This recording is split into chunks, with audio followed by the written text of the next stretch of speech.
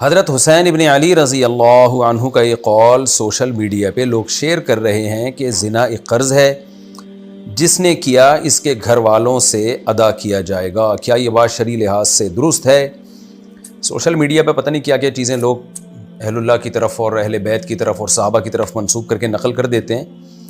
قرآن میں اللہ تعالیٰ کا ارشاد ہے کہ لا تزر وازرۃ وزر اخری، کوئی شخص کسی دوسرے کا بوجھ نہیں اٹھائے گا، اور اللہ کسی کی وجہ سے کسی کو سزا نہیں دیتے۔ ام للانسان ما تمنا، کہ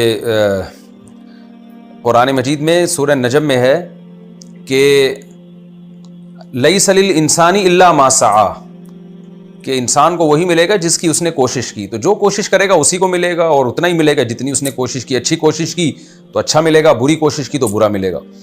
تو ہمارے ہاں یہ بہت مشہور ہو گیا ہے کہ جو زنا کرتا ہے تو اس کا بدلہ اس کی بہن یا بیوی یا ماں کو معاذ اللہ یا خاندان کی عورت کو چکانا پڑتا ہے۔ یہ غلط ہے۔ اگر ایک شخص زانی ہے اور اس کی بیوی پاک دامن ہے تو انشاءاللہ وہ پاک دامن ہی رہے گی۔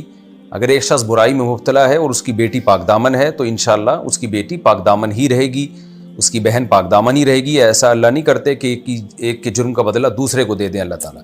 البتہ یہ بات اپنی جگہ درست ہے کہ جب گھر میں مرد پاک دامن نہیں ہوتا تو اس کے برائی کی نحوست اور بے برکتی دوسرے پہ پڑتی ہے۔ اس طور پہ پڑتی ہے کہ جب باپ فار ایگزامپل زنا کرتا ہے تو بچوں کے دل میں نا زنا کی برائی کم ہو جائے گی، وہ سوچیں گے یار ہمارا باپ یہ کام کرتا تھا، تو بیٹے بھی ہو سکتا ہے یہ سوچ کے اس زنا کی طرف جائیں۔ بیٹیوں کے دل سے بھی برائی کم ہو جائے، کیونکہ جب وہ دیکھیں گے کہ یہ ایک خاندان کا سربراہ غلط کر رہا ہے تو اس سے غلط چیز کا غلط ہونے کا کانسیپٹ دماغ سے نکل جاتا ہے۔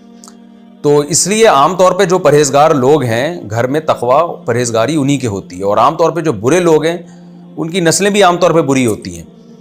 تو وہ اس لیے نہیں ہوتی کہ اللہ نے ان کو زبردستی اس قرضے کا چکانے اللہ نے ان کے ذمہ لگا دیا ہوتا ہے کہ اب یہ قرضہ تم چکاؤ گے، نہ بلکہ اس لیے کہ انہوں نے اپنے باپ دادا کو ایک برائی میں دیکھا ہوتا ہے تو وہ اس سے مانوس ہو جاتے ہیں۔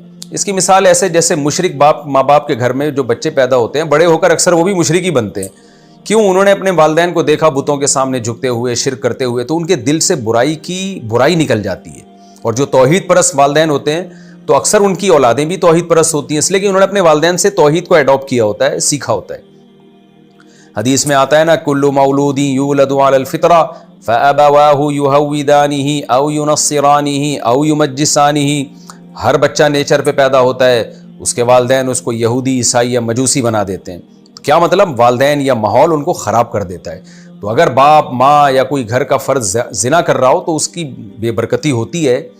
وہ اس لیے کہ لوگ جو ہے نا بچے اور دوسرے ریلیٹیو دیکھ کے ان کے دل سے جیسے شرک کی برائی نکل جاتی ہے ایسے ہی زنا کی برائی بھی نکل جاتی ہے، اور جو نیک لوگ ہوتے ہیں تو وہ نیکی پھر وہاں سے پھیلتی ہے، ان کے بچے بھی وہاں سے نیکی سیکھتے ہیں۔